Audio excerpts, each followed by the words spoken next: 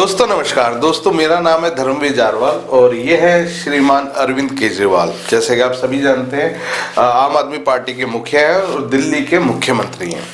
दोस्तों आज ईडी ने इनको चौथा सम्मन भेजा था और जैसा आप सभी को पता भी है कि अरविंद केजरीवाल और उनकी पार्टी के ऊपर शराब घोटाले को लेकर ईडी की जांच चल रही है, जिसके लिए पहले भी इनको नोटिस भेजे जा चुके हैं।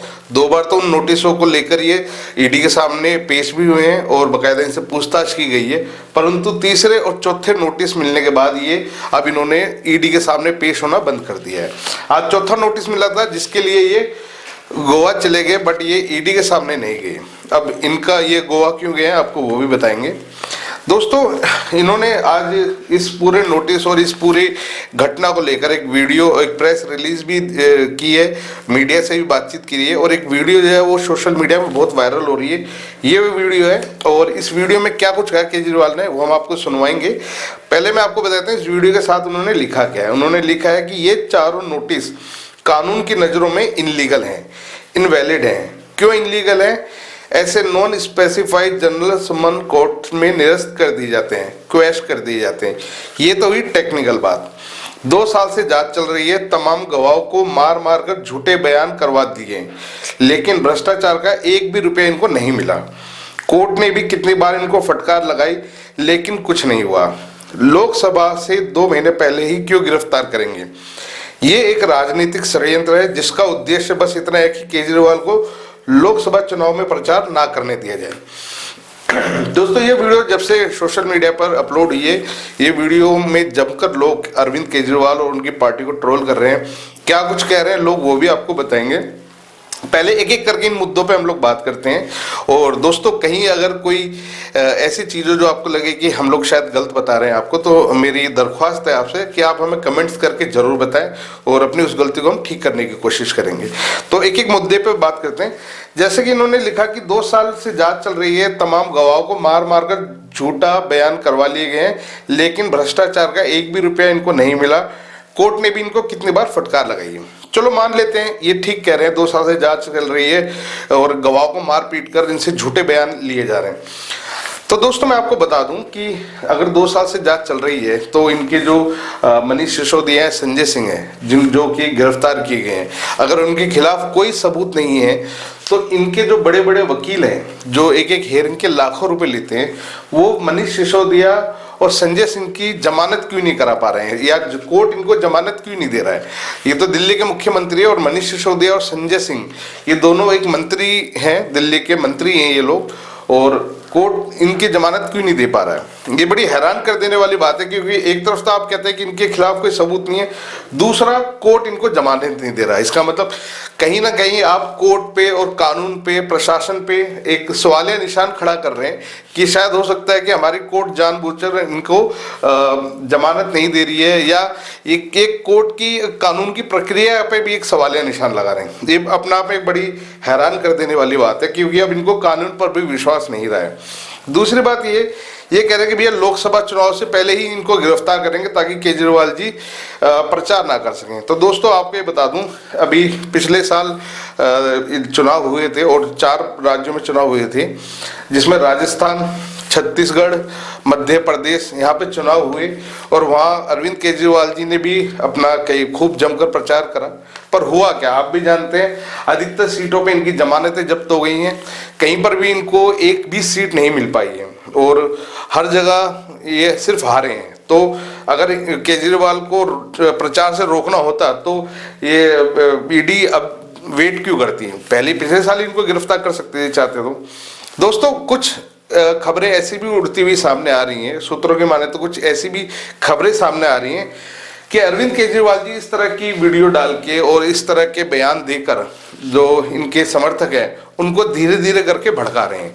और ये संबंध जब इनको नोटिस इशू हो रहे हैं तो उन नोटिसों पे जानबूझ कर नहीं जा रहे हैं, क्योंकि जब नोटिस भेजते रहेंगे और ये अगर ईडी के सामने पेश नहीं होंगे तो होगा क्या कि ईडी को मजबूरन इनको गिरफ्तार करने के वारंट कोर्ट से इशू कराने पड़ेंगे। ठीक है, जब वारंट इशू होंगे और ईडी इनको पकड़ने के लिए जाएगी तो उस समय क्या होगा, क्योंकि इन्होंने अपने जितने भी इनके कार्यकर्ता उनको भड़का तो रखा ही है कि भैया ईडी मुझे कभी भी झूठे केस में गिरफ्तार कर लेगी।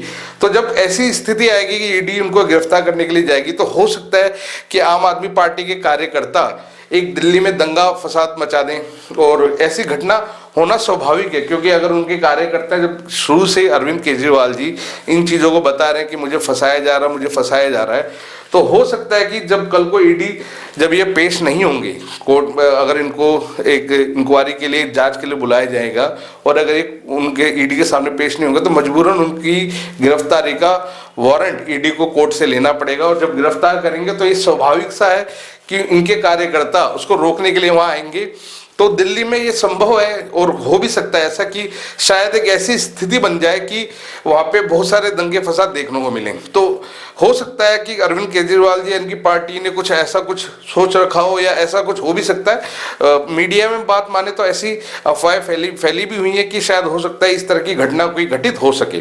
खैर दोस्तों, ये सब चीजें चल रही हैं तमाम।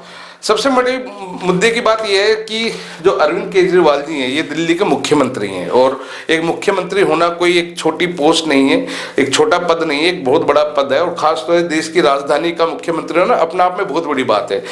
ऐसे मुख्यमंत्री ये दावा कर रहे हैं कि ईडी इनको इनलीगल नोटिस दे रहे हैं, दिल्ली के बड़े से बड़े वकील इनके पास हैं, तो ये इन नोटिस को कोर्ट में चैलेंज क्यों नहीं करते हैं? अरविंद केजरीवाल जी दिल्ली की जनता को ये तो बता रहे हैं कि ईडी के संबंध जो है, नोटिस जो है वो इलीगल है। इन नोटिस में क्या इलीगल है, क्या टेक्निकली इसमें प्रॉब्लम है, वो ये कभी भी अपनी जनता को नहीं बता रहे हैं। दिल्ली की जनता को कम से कम इनको ये तो बताना चाहिए कि इन कानून में, इन नोटिस के अंदर कानूनी तौर पर क्या इलीगल है, ताकि दिल्ली की जनता को तो पता चले भैया कि इनलीगल नोटिस क्या होता है। क्योंकि आज तक आम जनता को तो यही पता होता था कि भैया पुलिस या ईडी कभी भी नोटिस दे तो चुपचाप उनके पास जाके खड़े हो जाओ। और ये अरविंद केजरीवाल जी हैं जो अपनी वीडियो में, कई इनकी ये वीडियो पिछली बार हमने दिखाई भी थी, जिसमें इन्होंने कहा है और खुद अपने मुंह से कहा है कि अगर किसी भी जांच एजेंसी के द्वारा किसी भी मंत्री के खिलाफ जांच की जा रही है तो उसको उसमें सहयोग देना चाहिए, क्योंकि देश जो है वो कानून के हिसाब से चलता है। ठीक है, अगर जांच हो रही है तो जांच में सहयोग करना ही पड़ेगा, अगर नहीं करता वो आदमी तो दोषी है। ये खुद केजरीवाल जी के बयान है। खैर दोस्तों, इस वीडियो को लेकर ये ट्विटर पर भी बहुत अच्छे खासे ट्रोल हो रहे हैं। एक ट्विटर यूजर ने लिखा कि रेवड़ी एक अकेला ऐसा मनुष्य है जो भगवान को भी गलत साबित कर सकता है। इस आदमी को पूरी दुनिया का ज्ञान है, ऐसे महात्मा को शीश महल से निकालकर धरती के आखिरी कोने में छोड़ देना चाहिए। ये एक ट्विटर यूजर है जो इनकी इसी वीडियो के ऊपर अपनी राय रख रहे हैं। एक अन्य ट्विटर यूजर ने लिखा, जैसे देवकी के 8वें पुत्र ने कंस का वध किया था, वैसे ही ईडी का 8वां सम्मन केजरीवाल को गिरफ्तार करेगा। खैर ये तो एक समय बताएगा ये कौन सा नोटिस में इनको गिरफ्तार किया जाता है। एक अन्य ट्विटर यूजर ने लिखा, सीधी बात यह है कि केजरीवाल और उसकी पार्टी चोर है, इसके लिए डर साफ है।